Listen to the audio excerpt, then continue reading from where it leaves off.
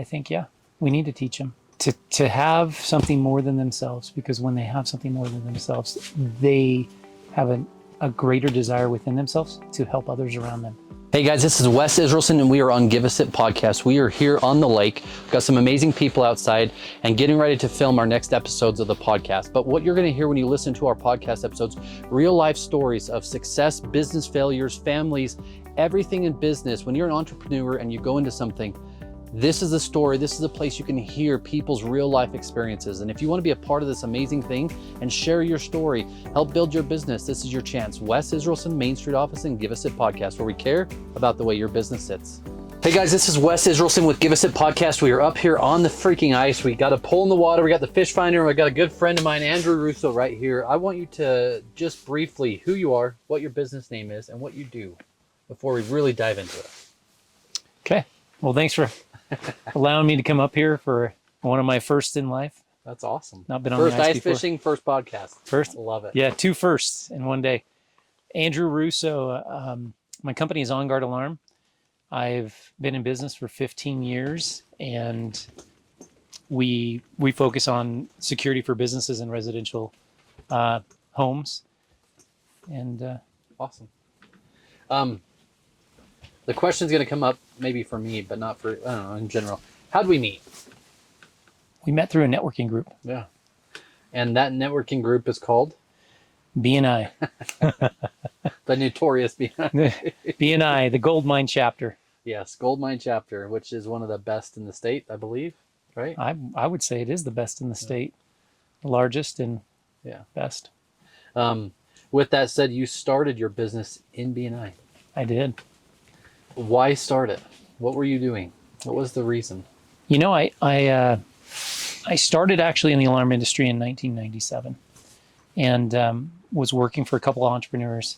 I'm gonna grab a hair off your chin. Oh, thanks. Wife's hair? Sure. Wife. And just after having gone through several years of venture with these 2 entrepreneurs, and they took the next step, sold off their company, I found myself without a job.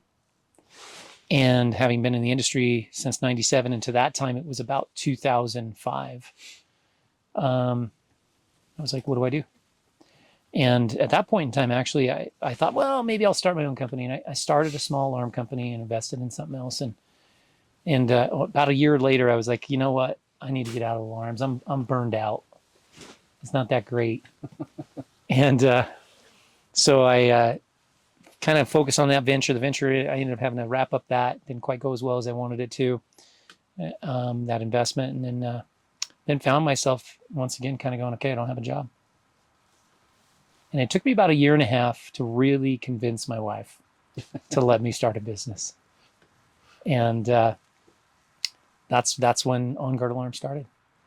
So I just found myself really at a point of where, hey, I don't know what I'm going to do. I actually took a job selling some advertising, and that's where I stumbled into BNI.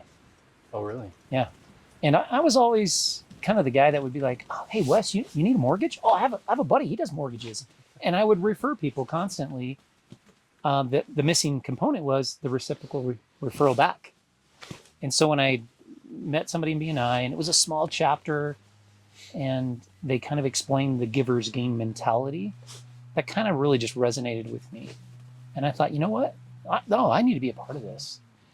And that's I launched my business. I convinced my wife, stopped selling advertising, convinced her, and I went just completely in and started it. And I was in a BNI chapter and was able to start the business as a one-man shop and kind of have grown it from there.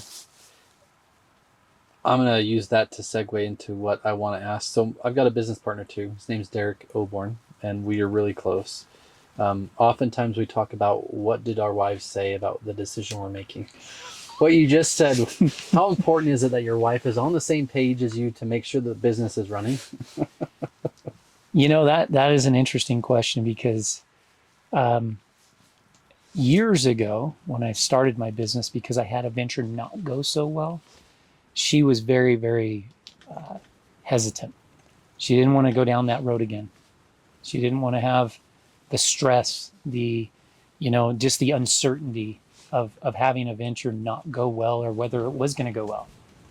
And so, I'm not proud to say, but like the first few years, even coming home, and even the first few weeks, okay, what did you sell? What'd you do? Hey, how did it happen? And I was just overwhelmed because I was starting the business. We were living in a small basement of my in-laws. I had 3 kids. One was 6 months old. Wow. And so the whole thing was just one of these things where I was like, she was about a year by this time. You got to be kidding me. Like, I can't handle this every night. So I actually made this comment to my wife. I work Monday through Friday, 8:30 to 5:30. If you want to talk about work, schedule an appointment. And it was actually, even though I came across, because it was me trying to say, no, I'm too stressed to think I can come home during my relaxed time and actually talk to you about all the stuff that I wasn't able to do, or what I was able to accomplish that day. Let's not do that, right? Yeah. And I think it was one of the best things for our relationship to start the business, because we were able to have the off time. And that's why I did start a business. I didn't want to work 24/7. Yeah. And, and now when I look back, there have been times, we needed her. I called her in about probably 6-7 years into the business and said, I can't do this alone. I need you. And pulled her into the business and really, she needed to be on the same page at that point in time. And I needed to be on the same page. And I think now, what were her thoughts? Man, that I was crazy probably. What are her thoughts today? Why aren't you selling more? Hey, make that business grow faster. But we're on the same page now. That's cool. Definitely. And I think it's really important. I think it's always not funny, but when I talk to a lot of businesses, which I do, and I talk to a lot of owners, I ask first off, what does your family life look like? Like, what does your at-home life look like? Where do you separate, and are you able to separate? Are you able to give the time back to your family? Or at the end of this road, what is it all for? So I like really how you you segued right from the very beginning. If you want to talk business, 8:30 to 5, you schedule your appointment. Yeah. That might sound rude, but that's freaking amazing. That's really good, actually. It helped our relationship, especially initially. Yeah. And my wife owns a business too, so we get to talk business back and forth a lot, and things don't always go as planned. Generally, they don't go as planned. Generally. But most of the time. The ability for them to understand and at least believe that it's possible, or continue to support, right? Yeah. So why alarms? What about alarms? What is it? Once again, going all the way back to 1997, I was working 2 jobs. I just met my wife earlier, this is like in the fall. I met her in the summer, and, we were getting serious dating, and I was thinking about getting married, and I'm like, I wasn't making enough money. And I just called an alarm company that had an ad in the paper for a part-time employee to confirm telemarketed sales appointments. And I just stumbled into it. And I think just having worked with the entrepreneurs and having, that early education in the industry created a passion for me. A passion of like something I really knew and something that I was successful at, and I was good at it. That just drove my desire to be a part of it. Ultimately, I tell people all the time, I'm kind of in a business that has an intangible product. And they're like, what do you mean? You sell alarms, you have cameras, you have access control. And I'm like, yeah, but I'm really in the business of peace of mind. Yeah. Right? Like, I can't really sell it. I can use products to help deliver it, but I can't really sell it. So every situation is slightly different of why somebody needs it and how the products can help them achieve it. And so that portion of it, that intangible, is why I do it. That's why I really am passionate about it, because I can see that it helps people. Yeah. It's not like it's, changing lives tremendously, but I can see in instances where, they finally they've achieved it. They have peace of mind. That's good. Because it's a hard thing. There's so many things in the world that pull us in all different directions. And on that same note, like, unfortunately, sometimes it takes an awful thing such as someone breaking into a home or a business to make them have to get cameras or the security system or even access control, right? So Yeah. sometimes it takes something awful that the gift can be. Now you understand what I mean when I say peace of mind, because now not only is it going to notify you, it's going to notify the cops. Now we'll catch the people potentially because we get camera footage and and then we get to know who's actually accessing, coming in and out. Yeah. So I think it's great. Back to it, when someone, a small business owner or someone their own house, whatever, they own a commercial property. Yeah. Why should they do cameras? Other than what I just said, why should they do it? Access control cameras, or like, tell me how you would process or work with someone to understand why they really need this service. You know, that is an interesting thing. I'm in training my employees over the years. One of the things that I have to help them understand is it's not always about security, right? A lot of times they can be operational add-ons, things that can help a facility that has employees moving around a warehouse, for example. Yeah. Right? Is there an incident? Did an incident happen? Can it be recorded? Do we need to do additional training? I mean, just looking back at video that's been recorded can help assist in the operational things in a business, whether it's efficiency they need to improve, or if it's the fact that, hey, our safety needs to be addressed. All of those things can be utilized from a camera that started as a security component, And so when I start to look at things, because everybody is different and their needs are different, those are the things that I start to try to find out, because nobody wants to buy something and not use it. And a lot of times, if you're just buying a camera for security, what are the probabilities you're going to use it every day? Right? And so there has to be other reasons. So we've gone to a stage in my business where I really start to talk a lot about property awareness. Whether it's a residential home or it's a commercial business, are you aware of what's going on? Yeah. And I'm going to go two different ways because I want to dive into it deeper. So earlier podcast, Diana Anderson, which is an amazing person, by the way, she said it like this, and in her business is different, but what she said was, if we record and watch tape, like they do in NFL or in all the big sports, like you record and you watch, then you can actually train and teach. You can actually improve, right? Yeah. So I love what you said about that. You can take the footage and actually see if the employees are doing the things that you've taught and increase the awareness, right? Yeah. And teach. Not Definitely. just demand that they have to follow protocol or SOPs. Right? Yeah. And some of those SOPs will keep them safe. Yeah. Right? They don't know that. They don't know that. They don't realize it.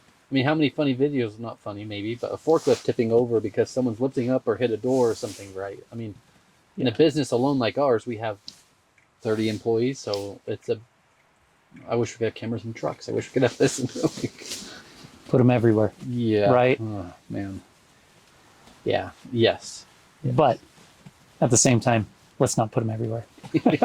Please. I mean, where's all the data going to be stored and what? Well, anyway, yeah. There's so much. I had an incident at my own office. This is, I'm going to say, about 6 years ago. And I had a camera right outside my office. I parked right in front. And it was a rainy day, and I don't find myself at my office past like 5:30 a lot of days, unless it's meeting with a customer or coming back from a customer. But I jetted out, and I forgot something. I went back to my office. I parked in front of it, and it was raining, and it was, I just got to grab this real quick. And I went in, and then I sat myself in my office. I answered an email, then I answered another email, then I started working, and about 8:30 I left.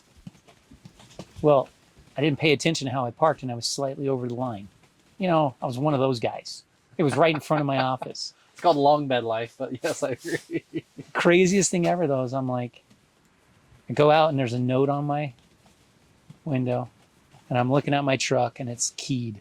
Oh, man. And I'm like, you gotta be kidding me. And I'm like, well, I have cameras. I guess he didn't notice. I'm an alarm company. Sure enough, went back at the footage, saw him do it, saw him try to park next to me, saw him go around my building, park, because I have a restaurant right next to me as well that we share parking with. and, saw him park there, and then saw him back out within a minute, go back around front. I can kind of see him in his dash doing some stuff. Then he pulls out, and then I see him walking by, puts it right on my, And keys it. and then starts walking in front of my truck, and then reaches in his pocket, pulls out his keys, and walks right along the edge. And I'm like, you got to be kidding me. So you never know when you need them. And that was one of those instances when I needed them. And I was able to go all the way back to the point of where I got a license plate, everything that we needed to just turn it right over to the authorities. But, cameras can help in all different instances. So talk to me about the struggles. What struggles have you faced as a business owner over the last, you said 15 years? 15 years. Like A alone, how much instrumentation or products have changed due to AI? Or Let me answer that one real quick. They're changing rapidly now. okay, So I'm seeing more changes now than you did in the past. than I did in the past. I mean, you take us a year ago, that's when AI was starting to really get introduced, even a year and a half ago. But now we're starting to see things evolve so quickly. Big trade show in March, into March, April. I'll probably see so much more out there with AI. So addressing that, that will change a lot of my industry. Yeah. I mean, I have a camera right now. I can set it up at somebody's office. They're concerned about somebody dumping stuff in their dumpster. Literally, the camera will say, "Hey, you in the gray jacket and black beanie, get away from the trash can. I see you." All AI. Wow. We call it AI deterrent. Wow. So kind of nobody has to be there, nobody has to be watching it, but then a very strong voice comes across and kind of deters the person, is what the goal is. Yeah. So sorry, that was the first part of your that's question. Okay. That's okay. What's a business challenge you faced? I think I probably sit in the same boat as a lot of entrepreneurs. So everything is what you're saying. Where do you want me to start? No, it's like you get over one hurdle and then you realize there's another. And I have to remember my own saying a lot of times. An obstacle is something that only appears when you take your eye off of a goal, right? And so every time I've looked in my business and seen that I've come to something that I felt was an obstacle, it's only because I've taken my eyes off that end goal. Whether that end goal was X amount of revenue for the month or for the year, or adding additional employees. But I'd have to say one of my major, just like, wow. And I think I've grown the most in it, but yet was the most challenging was how to find, recruit, and maintain great employees. And that is still a challenge. It's still a challenge. I have a really great team with me right now, and as they are with me longer, that challenge is becoming more difficult. It's like, what do I need to do to still motivate them, inspire them, and, let the company continue to grow under their watch? And that's a hard thing, handing those things over, hiring the right people. Those, I can find all kinds of other challenges. I've had things pop up. Yeah. But I'd have to say that's probably for me been the hardest, really. But I've seen it be like, I remember the first few years I was on my own. I was doing it. I'm like, yes, this is awesome.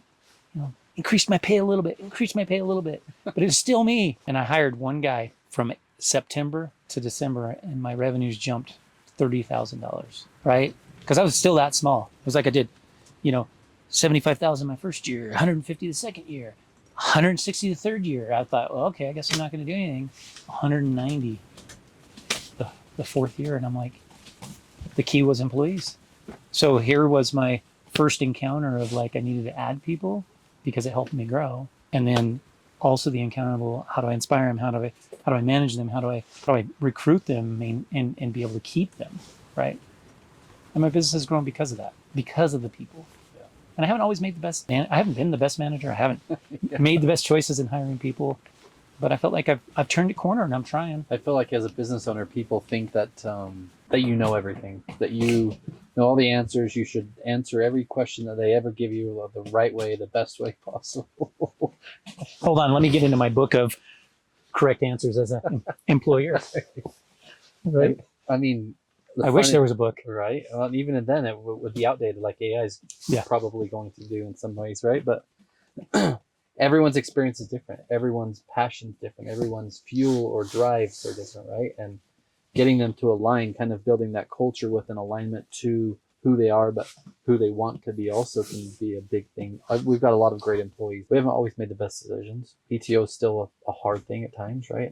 There's certain things that are hard, but you live and you learn. Something you said that I wanted to touch on is if you take your eye off the goal and you see the obstacle, you focus on the obstacle. So what I want to relate it to is if you've ever snowmobiled, which I think you have. I have. If you're ever out in the mountains really snowmobiling and you take your eye off of the path of where you want to go and you see the tree, you ultimately hit it. So ultimately, if you take your eye off your goal, your business, and you see the obstacle, you're going to hyper focus on this obstacle, and then all of a sudden you're going to drive right towards it. You are. What you focus on grows, right? What you focus on attracts. Someone starting a business today, what would you tell them? Go all in. Don't hold back. Leave no doubt.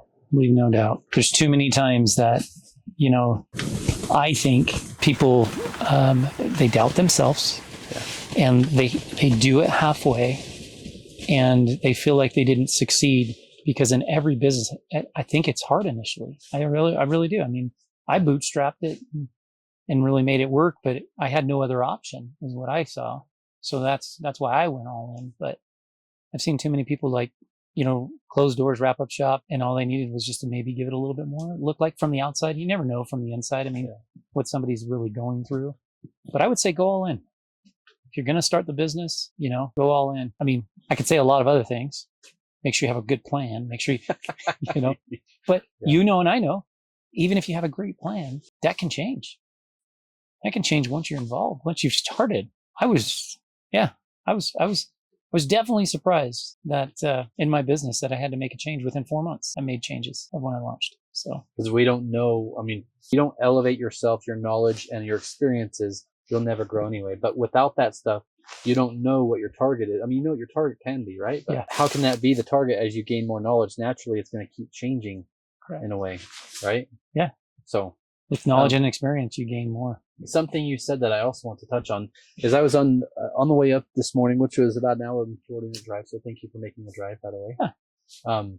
Thank you. I was listening to a book called Thou Shalt Prosper by Rabbi Daniel Lapin. Okay. And he said this, because it's ironic that you kind of mentioned a little bit about it, but that most serial killers or people that were in prison have super high self-confidence. Because if they didn't, they wouldn't, if they care so much about themselves that others don't matter, right? Yeah. And business owners, we have a high confidence in most cases, we have to. But there's always if I go this way, oh wait, I don't want to go. Oh, if I go this way, oh wait, I don't want to go this way. Like that self-doubt or that self-deprecation of is this really the right thing? So you said go all in because you freaking have to commit. Yeah. Don't half-ass it. Don't. I look back though. I was very conservative when I started my business. I did not want to take any other major risk. It was a major risk in and of itself, right? And I look back and that's why I say go all in, because I probably missed opportunities even initially in my first few years of business that could have propelled me into growth much, much more rapidly than I actually experienced. And how could you see those things if you didn't get through the experiences of all the others, right? That's true. Hindsight is always 20/20, so I can look back now and think, oh gosh, I should have done that. And I want to go back one more time. Just when you say go all in and your spouse is not on board, that is not going all in. Just so we're all clear. That he is correct. That's why it took me time to get her to be on board. Yeah. But yeah, you have to have the support system at home on the same page. And speaking on the support system, what other type of support system do business owners really need to dive into? What would you say for a business owner that just started, is worried about cash flow or worried about employees or even making payroll, but they have no one to lean into, they have no one to talk to, and they feel like they're alone? What would you say to that? I'm still looking for that. So if it's out there, please call me. I feel like you're alone at the top in your own business sometimes. Like in reality, I look at that. What could I tell them? I was like, yeah, that's when I tell them run. Don't do it. No, I've been through all those instances and moments of my business that I actually really wish I had that. But I would say the things I did have and that I did align myself with, I found other business owners to connect with.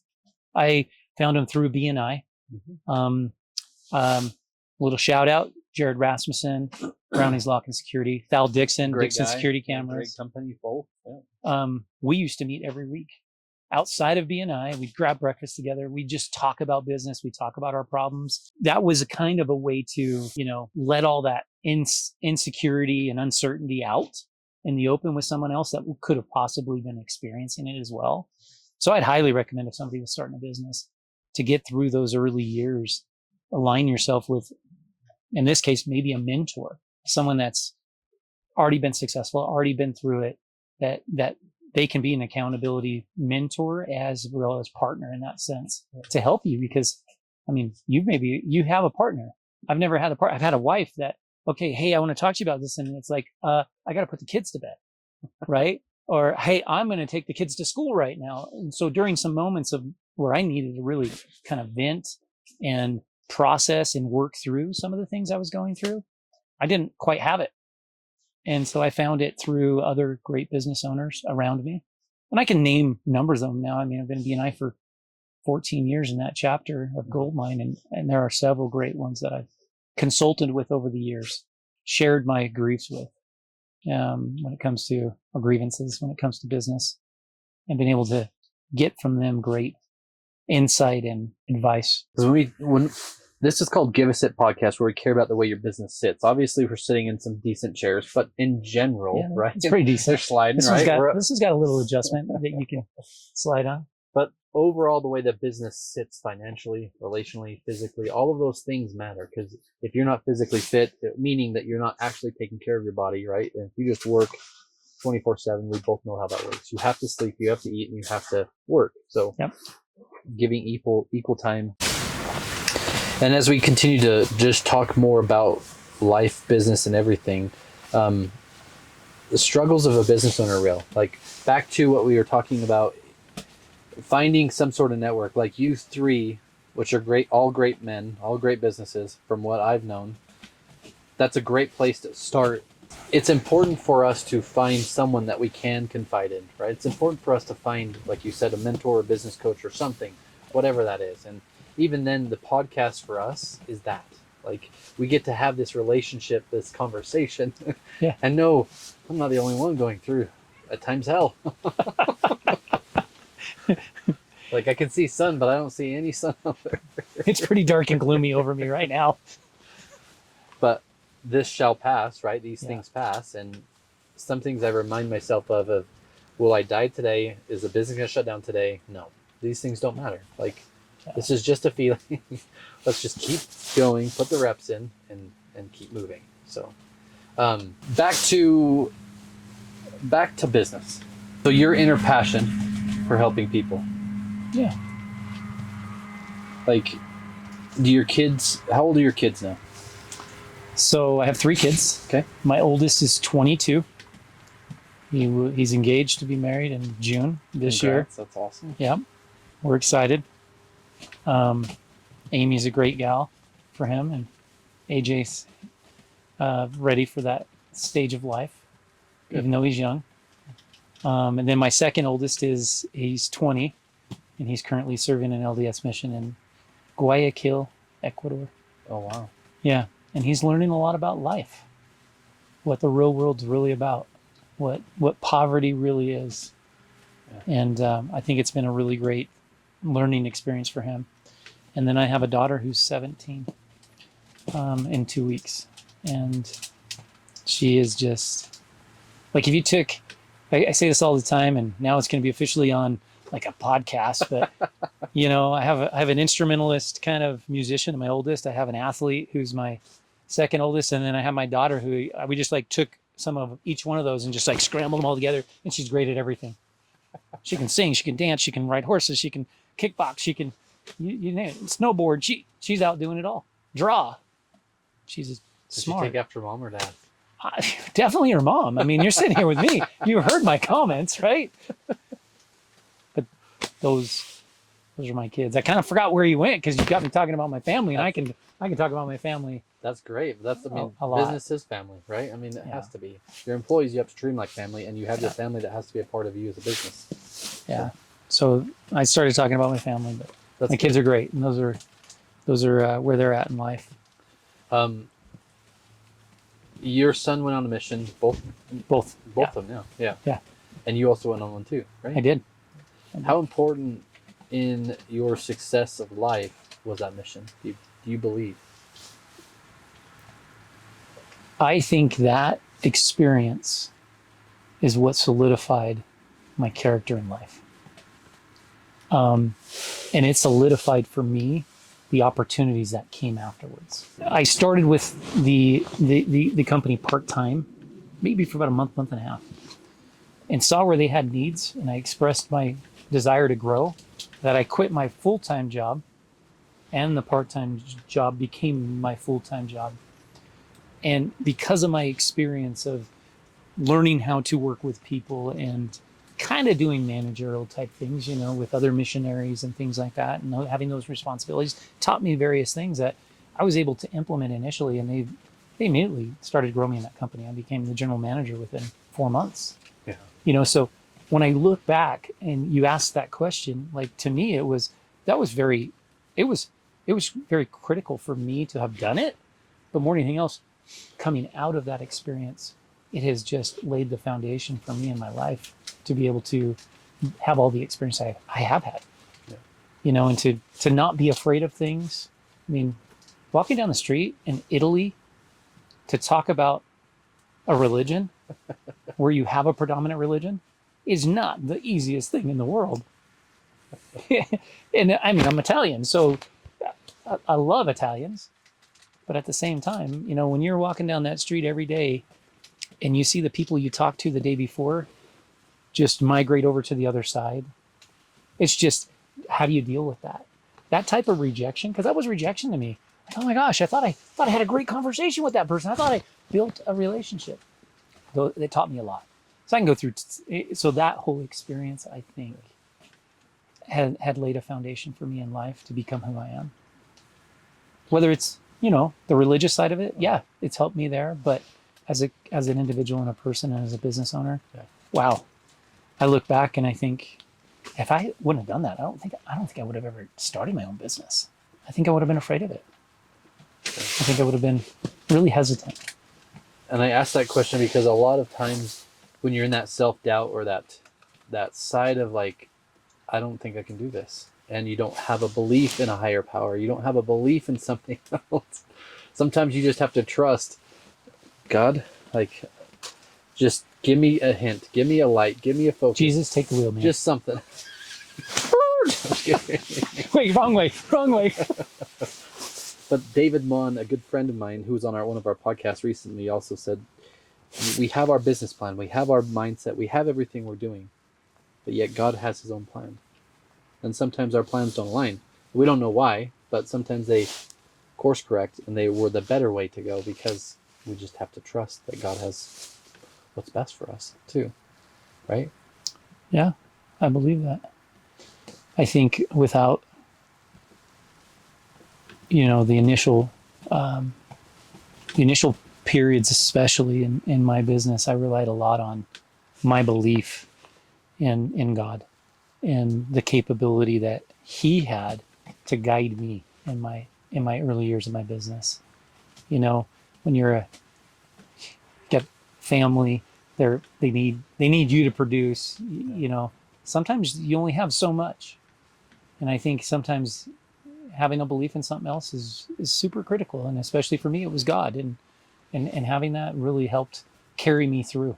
And I think I attribute a lot of my success to that. I think I'm blessed, you know, and I think because of those things, I definitely share with people that you have to have something that drives you, not just socially, not just in business, but that more spiritual power, whatever it may be that someone may believe in. Because I truly believe when you have a belief and it's focused in on something other than yourself, it can motivate, it it can uplift, it can, encourage the drive in somebody to succeed. And I like how you said, because for me, I believe that if we don't teach the next generation, employees and children, how to be better in life, right? Yeah. And maybe some ways not force them to do a mission, but teach them why they should go on a mission, right? Yeah. Those experiences they gather or they get, even children nowadays, like if we think about it, our parents trained, taught, and educated us a certain way. They did. And that way may not work anymore. And it may be the best way ever. Who knows? But if we're not also going to train, teach, and educate our children to be better, or to want to be better, or to always try to have a belief in God or something else, like have a higher power of some sort. Yeah. It's interesting. You bring that up, and when you look around and you see that it's waning in several aspects of the world, people find themselves without a cause, and so when I look at it,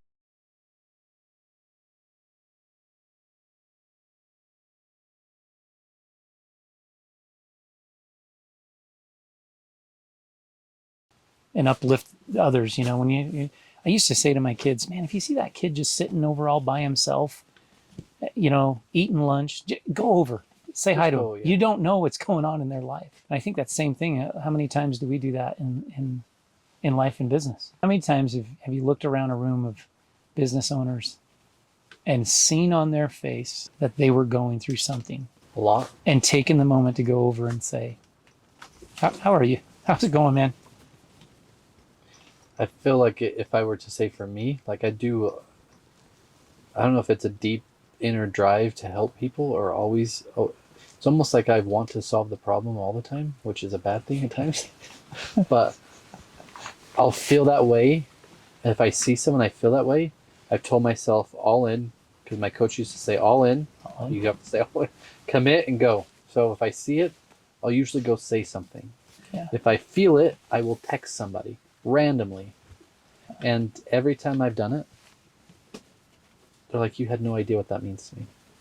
It's powerful, isn't it? Oh yeah. It gives me chills talking about it right now. I agree with you, man. But that's what we need to be teaching. Yes. Our employees, our children, this next generation.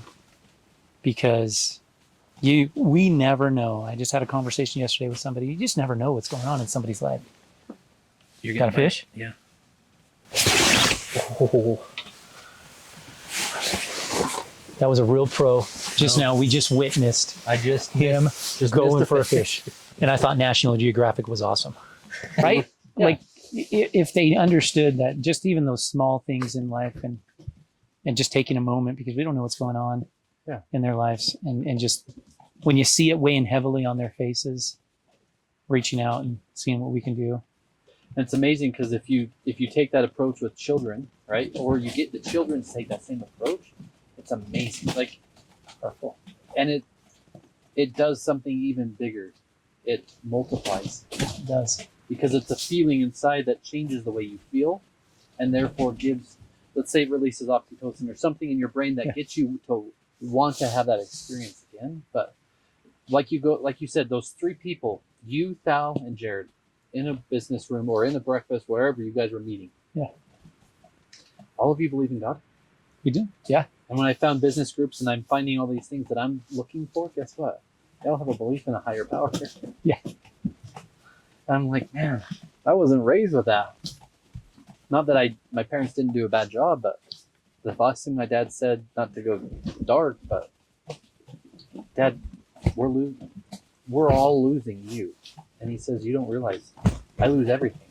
But he didn't have any belief in everything. Wow. So there's no belief that he'll see family again. There's no belief that he'll have any sort of after experience of life or anything. It was just dark and done. And from that day forward, and through the coaching and with my wife, my goddess, I believe in what you said. I believe that the children matter. And as a business owner, sometimes we're taken away from that, but refocusing back to it and making sure that we're present too. And I admit my earlier years of my business, I was not as I thought I was focused on it. That was really interesting. As my kids have grown up, having conversations with my son who's in Ecuador on a weekly basis. He said, I remember you coming home, Dad, or going to work before I got up and coming home after I went to bed.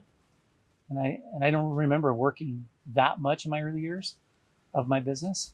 But as it tapered off and I was able to remember the time and take more time, and I would highly recommend to any business owner, especially if they're just starting out, to take the time now, because you can miss huge opportunities with your kids, with your family, that are growth opportunities for you individually and for them as part of your family, as children or spouses. So, yeah, no, that's huge. And I just want to highlight that one more time. So, a business owner starts today, and they're worried about one thing: cash, or making a sale, or just, I don't know, being able to pay a payroll. And yet they go home mad, upset, and they unload on a spouse who just wants to support her. Or maybe say it's a baby. Yeah. 4-month-old. You said you're young. She was about a year when I started. Yeah. Yeah. So, I mean, it's a hard thing, right? Yeah. But I think you get better as you find people to be around and be able to talk to other businesses or business owners or people.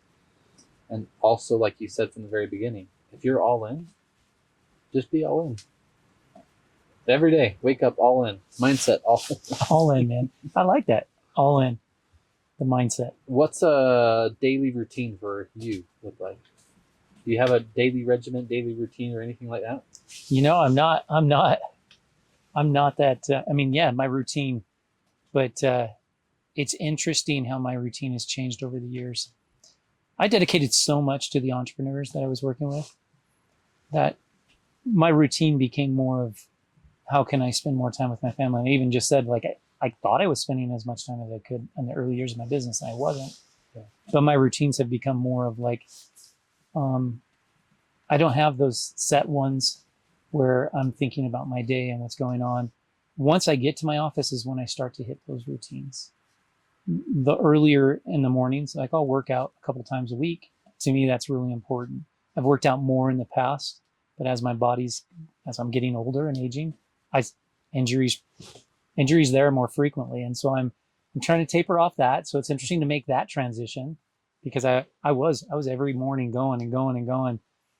But I find that I take more time, that I need to end my days at the same time and take the time with my family as more of the rejuvenating, kind of re-energizing routine of mine. And I've started riding horses with my wife and daughter, or just snowboarding this year with my daughter, taking more time with her outside of my normal routine of work.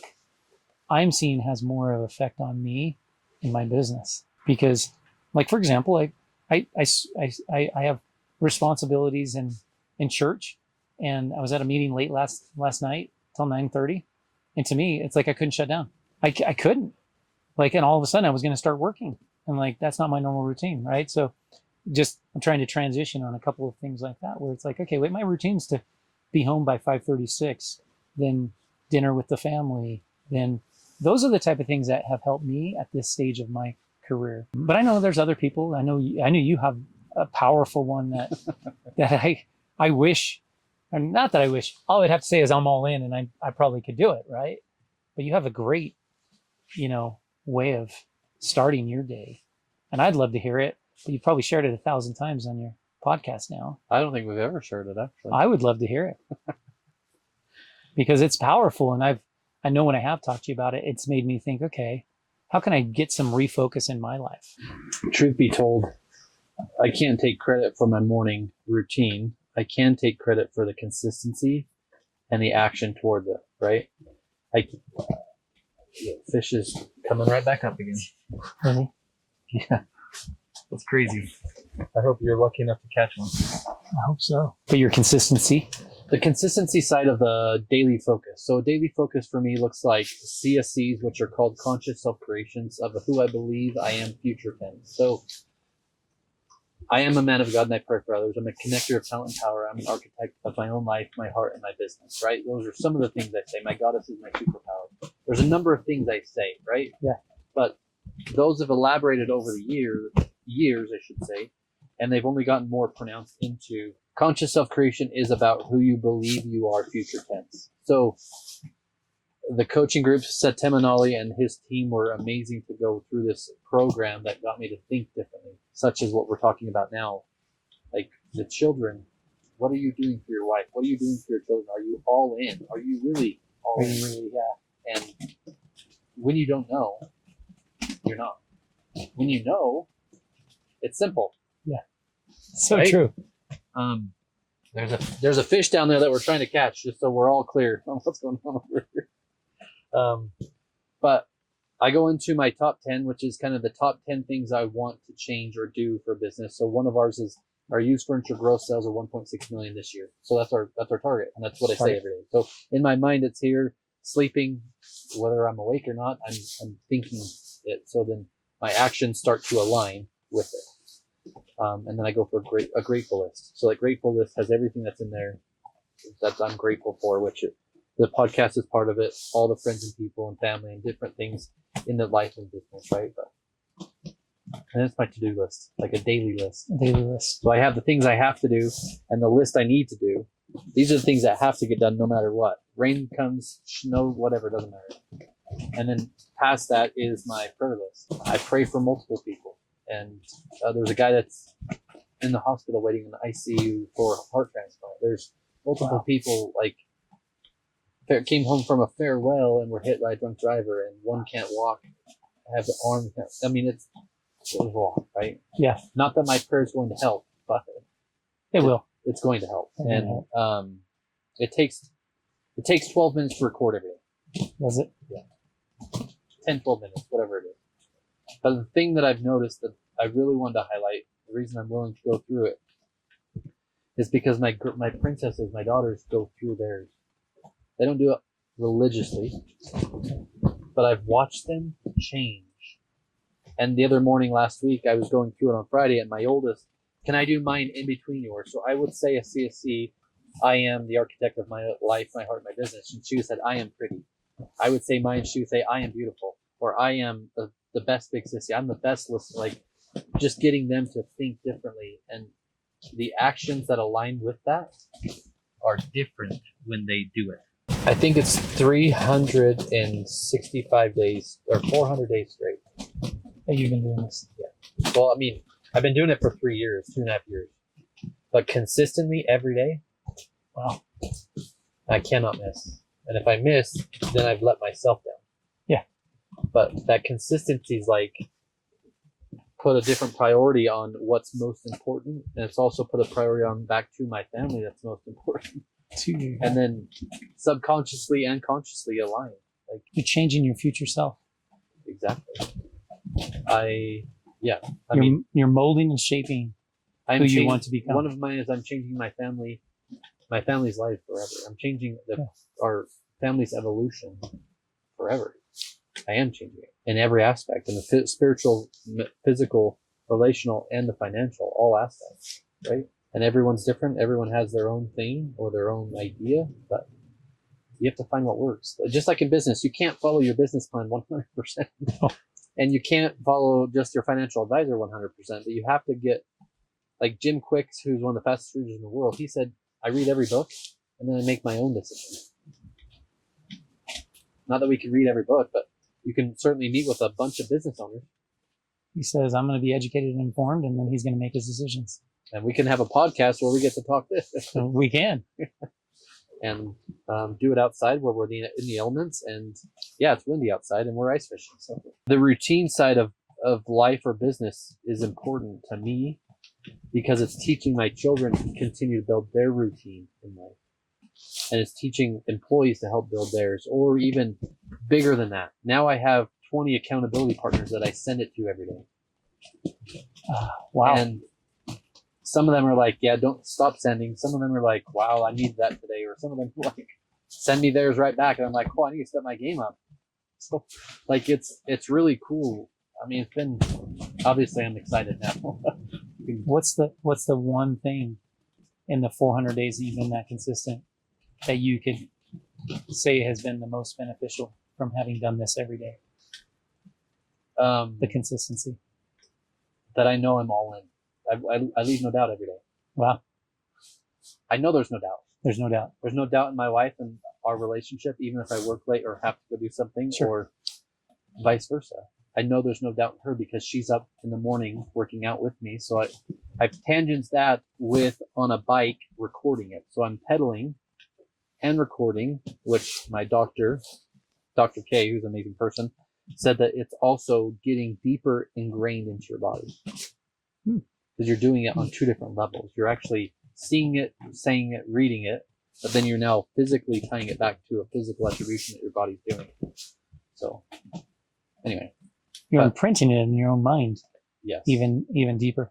Yeah. And just like a habit, you can change your habits, but man, they're not easy. No. Consistency makes them easy though. It's hard. Just like business is hard. Consistency in business is really freaking hard. It is. And so it's inconsistent times that make you like, I'm doing really good, or man, what's going on? I think that everyone has to find something that works for them. The one thing I would also say is, I know for a fact my goddess is my superpower. She's the one thing in this world, no matter what, that I know I get support from and I give support to, but is that place where I can, like you said, I can come home and I can rejuvenate. Yeah. Just being around her rejuvenates me. I understand completely. I have similar feelings when I get home with my wife. She rejuvenates me. But she's not an extrovert like I am. She's an introvert. My wife is too. So believe me, I don't rejuvenate her all the time. My wife thinks I'm crazy for doing the podcast because I don't know why you come up with questions or who you talk to. Like, how do I think it's great. I've loved this experience. Yeah. What's a service people are looking for that you do and help them with? Like someone looking today that doesn't know, they know On Guard because they maybe heard this podcast episode, or maybe they know alarms because they know they probably need them. Like, what's a thing that most people reach out to you for? And how do you connect with them to help them understand either the solution or I'm not the good fit or here's a good fit or whatever? You know, that's interesting because that goes into my business is one of change. A lot of times a change has to have occurred. And that change can be in, we're speaking about a commercial business, personnel, location, expansion, what I mentioned before, which is peace of mind. So that's why those services come into play. I mean, somebody comes to us and asks, hey, I need key management. And we really don't want to have keys, but we want to be able to manage our facility in a way that we know who's coming in and who's leaving at what times and where we want to make sure they're out of certain areas. Well, that's an immediate discussion about access control. So that's a service that from just that alone, that one aspect, we can assist with. And to a multi-business, operation where they have several employees, they have several locations, and they need employees to gain access to all those locations, but they let go of key employees. What's the fastest way that I can eliminate that person out of our system and know that they won't be able to ever get back into our buildings? Well, when you're handling physical keys, that's pretty hard because now you have to go to 15 locations and rekey, or you have to get that physical key back. So that's one of the times that we get an opportunity to discuss and talk about the access control. Now, tying into all of those things, I mean, whether it's, somebody's concerned about attempted break-ins, that's where alarms come into play, or cameras being a first line of security, because it is layered security that I talk about all the time. Yeah. So I think the services in the commercial environment, for example, kind of can start in any one of those places. The attempted break-in, or a door that was left open, that drives two different discussions there between, I need an alarm system to tell me, hey, when it's armed, it'll tell me if a sensor's bypassed, meaning a door is open, or it'll tell me when it's possibly breached and the alarm goes off. So, our services really kind of start with delivering that, coming from discussions that might be because of a change in somebody's business, And say someone has, like you said, had a window broken, a door left open, or an old employee, ex-employee, excuse me, that has their own key. And how do they reach out to you to contact and get a hold of your services to help them change that? That's where my business has been 100% referral. It's been crazy. But we do have a website, www.onguardalarm.com. I love that. They could always go there. Yeah, a large part of our customers have come from relationships of people we know, existing customers. That's one of my, I love that when I get a call that's like, hey, I was talking to Wes and he said you're the guy I need to talk to about my issues, right? That would be, that is how it really does happen. And I've structured relationships other than BNI, right?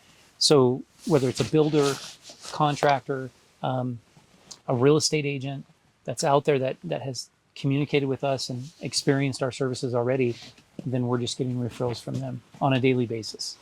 And we've never worked with your services as a business necessarily, right? But we've been in a group together for many years now, and everyone speaks so highly of you as a person, let alone the family tie back in. That personally brings me just closer to you, because I believe that you have to have that. You have to have a belief in something. You have to have family, and you also have to have a business that you care about your employees and your team. Oftentimes, or business owners or people, leaders, find the decision and the person, but we hold up because we don't know which one's right. When you know the decision's right, or you feel like the decision's right, do you make the decision quick, or do you just second guess it? What would you tell someone today who's second guessing a decision that needs to be made? Procrastination causes a lot of grief. It is better to just make the decision, especially when you know deep down that it's the right decision, and just go all in. Go all in on it. I have had a hard time with that throughout my business. I feel like today I'm in a better position to make quicker decisions than I have in the past. And, I made one. I made one just recently, actually. Hired somebody, felt like it was a good fit, got into it. It was not a good fit, made a quick decision, and made it in a way that I felt very comfortable with it, and the individual felt comfortable with it. So it wasn't, in those type of situations, you can feel like, oh my gosh, I'm letting this person down, or I'm letting myself down because I thought this was what we wanted. So I would say go all in, trust the decision that you know needs to be made, and make it. I don't think there's any book out there. I don't think there's any person out there that knows the exact position you're in to tell you what to do the right way. They'll give you their advice, right? Yes. But guess what you have to do? You have to make the decision yourself. You do. And you have to live with it.